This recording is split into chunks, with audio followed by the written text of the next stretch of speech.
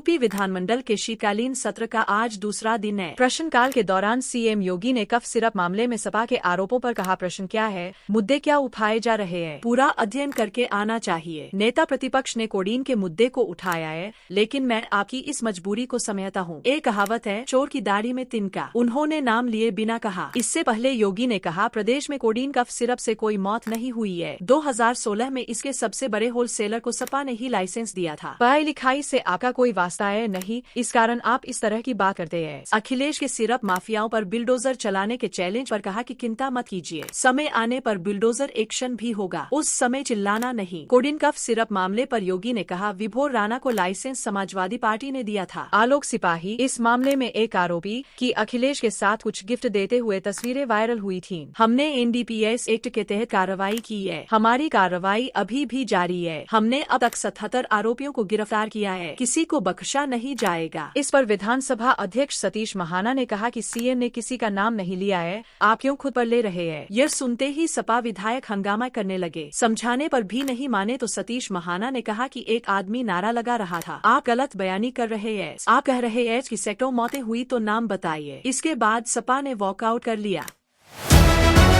उत्तर प्रदेश के बुलंदशहर में 2016 के बहुचर्चित NH 91 गैंगरेप मामले में विशेष पॉक्सो अदालत ने आज 22 दिसंबर 2025 को सभी 5 जीवित दोषियों को उम्र कैद आजीवन कारावास की सजा सुनाई है। अदालत ने जुबैर उर्फ सुनील, साजिद, धर्मवीर उर्फ राका, सुनील उर्फ सागर और नरेश उर्फ संदीप को दोषी ठहराते हुए सजा सुनाई है। इन सभी पर 1.81 लाख रुपए का जुर्माना भी लगाया गया है, जिसका आधा हिस्सा पीड़िता और उसकी मां को मुआवजे के रूप में दिया जाएगा। यह फैसला घटना के लगभग 9 साल बाद आया है। यह वारदात 29 जुलाई 2016 की रात को हुई थी, जब हाईवे पर एक परिवार को बंधक बनाकर मां और उसकी 14 वर्षीय बेटी के साथ सामूहिक दुष्कर्म किया गया था। अभियोजन पक्ष के अनुसार डीएनए रिपोर्ट इस मामले में सबसे महत्वपूर्ण सबूत साबित हुई, जिसने दोषियों की संलिप्तता की पुष्टि की। इस मामले में कुल 11 लोग आरोपी थे। इनमें से मुख्य आरोपी सलीम बावरिया की मुकदमे के दौरान जेल में मौत हो गई थी, जबकि 2 अन्य आरोपी पुलिस मुठभेड़ में मारे गए थे। सीबीआई ने जांच के दौरान 3 लोगों को निर्दोष पाते हुए उनके नाम हटा दिए थे। पीड़ित परिवार ने दोषियों के लिए फांसी की सजा की मांग की थी, लेकिन कानूनी प्रावधानों और परिस्थितियों के आधार पर अदालत ने प्राकृतिक मृत्यु तक के लिए उम्रकैद का आदेश दिया है।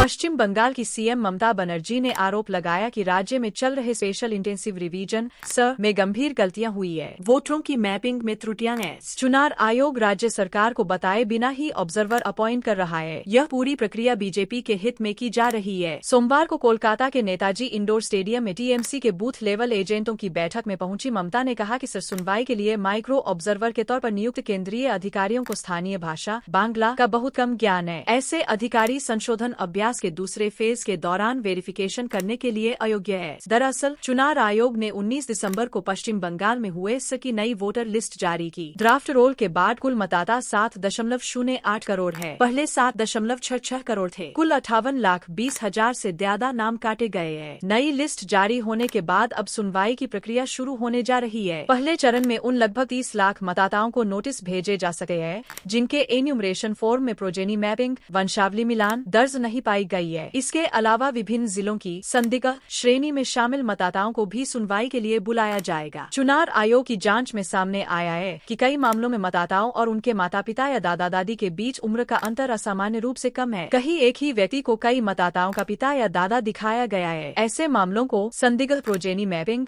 मानते हुए आयोग ने विशेष जाँच शुरू की है। शुरुआत में ऐसे मामलों की संख्या करीब 1,67 लाख थी, जो प्राथमिक जाँच के बाद घटकर 1,36 लाख रह गई है। इसी सूची से चरणबद्ध तरीके से सुनवाई के नोटिस जारी किए जाएंगे। चुनाव आयोग के मुताबिक मैपिंग के दौरान सीमा से सटे जिलों पर विशेष ध्यान दिया जा रहा है। दादा दादी या परदादा परदादी के नाम पर की गई संदिग्ध मैपिंग के सबसे अधिक मामले मुर्शिदाबाद जिले में मिले हैं, जहां ऐसे मतदाताओं की संख्या 4,07,065 है। दूसरे स्थान पर दक्षिण 24 परगना 3,77,910 और तीसरे स्थान पर उत्तर 24 परगना है, जहां यह संख्या 2 लाख से अधिक बताई जा रही।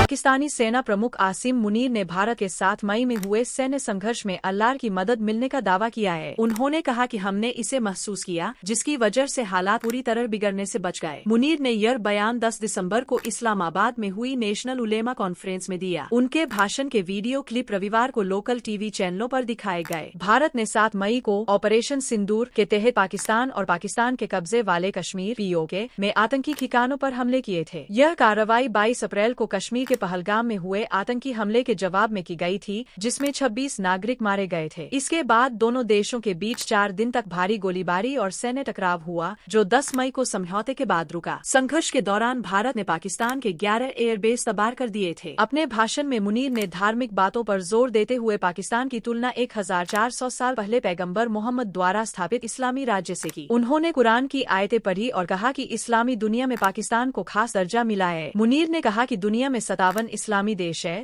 लेकिन अल्लाह ने पाकिस्तान को हरमैन शरीफैन यानी मक्का और मदीना की हिफाजत का सम्मान दिया है। कहा अफगानिस्तान TTP और पाकिस्तान में से एक को चुने। मुनीर ने पाकिस्तान की पश्चिमी सीमा पर सुरक्षा हालात पर भी बात की और अफगानिस्तान की तालिबान सरकार से कहा कि वह पाकिस्तान और तहरीके तालिबान पाकिस्तान TTP में से किसी एक को चुने। मुनीर का आरोप है कि पाकिस्तान में घुसपैठ करने वाले TTP के आतंकियों में करीब 70% अफगान है। उन्होंने सवाल किया कि क्या पाक नागरिकों के खून के लिए अफगानिस्तान जिम्मेदार नहीं है। मुनीर ने यह भी कहा कि किसी इस्लामी देश में जिहाद का ऐलान करने का अधिकार सिर्फ उस देश को होता है। बिना सरकार की इजाजत कोई फतवा जारी नहीं कर सकता।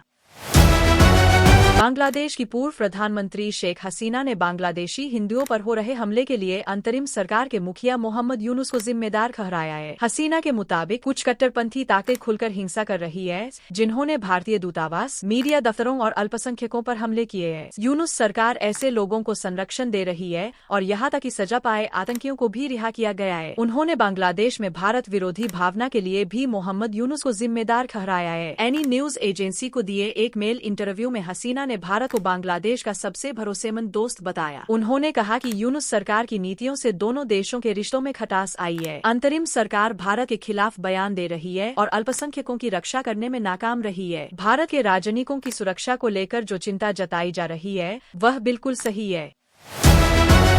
बांग्लादेश में शेख हसीना विरोधी एक और नेता पर हमला हुआ है। बांग्लादेशी मीडिया रिपोर्ट्स के मुताबिक खुलना में सोमवार दोपहर 12 बजे नेशनल सिटीजन्स पार्टी NCP के नेता मोहम्मद मोतालेब शिकर को घर में घुसकर गोली मार दी गई। रिपोर्ट्स के मुताबिक हमलावरों ने सीधे मोतालेब के सिर को निशाना बनाकर फायरिंग की। वह गंभीर रूप से घायल होकर गिर पड़े। आसपास मौजूद लोगों ने तुरंत उन्हें उठाकर खुलना मेडिकल कॉलेज अस्पताल पहुँचाया, जहाँ उनका इलाज जारी है। पुलिस के मुताबिक शुरुआत में उनकी हालत काफी नाजुक थी। डॉक्टरों ने बताया कि गोली उनके कान को चीरकर निकल गई, यानी सिर के अंदर या दिमाग तक नहीं पहुंची, इसलिए गंभीर अंदरूनी चोट नहीं हुई। पुलिस अधिकारी अनिमेश मंडल ने कहा कि गनीमत रही कि गोली दिमाग तक नहीं पहुंची, जिससे उनकी जान बच गई। मोतालेब शिकदर NCP के खुलना डिवीजन के प्रमुख है और पार्टी से जुड़े मजदूर संगठन NCP श्रमिक शक्ति के आयोजक भी है। उन पर हुए इस हमले से इलाके में दहशत फैल गई है। NCP खुलना में एक मजदूर रैली आयोजित करने वाली थी। शिकर उसी पर काम कर रहे थे। हमलावरों को पकड़ने के लिए पुलिस ने कई इलाकों में ऑपरेशन शुरू किया है और हमले के पीछे की वजह जानने के लिए जांच की जा रही है। NCP उन छात्रों से बनी पार्टी है जिन्होंने पिछले साल बांग्लादेश में बड़ा आंदोलन खड़ा किया था, जिसके बाद शेख हसीना का तख्तापलट हुआ। यह हमला ऐसे समय हुआ है जब पूरे बांग्लादेश में तनाव का माहौल बना हुआ है। कुछ दिन पहले ढाका में छात्र नेता शरीफ उस्मान हादी की गोली मारकर हत्या कर दी गई थी। 12 दिसंबर को ढाका की एक मस्जिद से निकलते समय नकाबपोश हमलावरों ने उन पर गोली चलाई। उन्हें इलाज के लिए सिंगापुर के एक अस्पताल में एयरलिफ्ट किया गया, जहां 18 दिसंबर को उन्होंने दम तोड़ दिया। हादी ढाका यूनिवर्सिटी से जुड़े एक छात्र संगठन इंकलाब मंच के संस्थापक थे। उनकी मौत के बाद राजधानी समेत कई इलाकों में प्रदर्शन और हिंसा शुरू हो गई थी।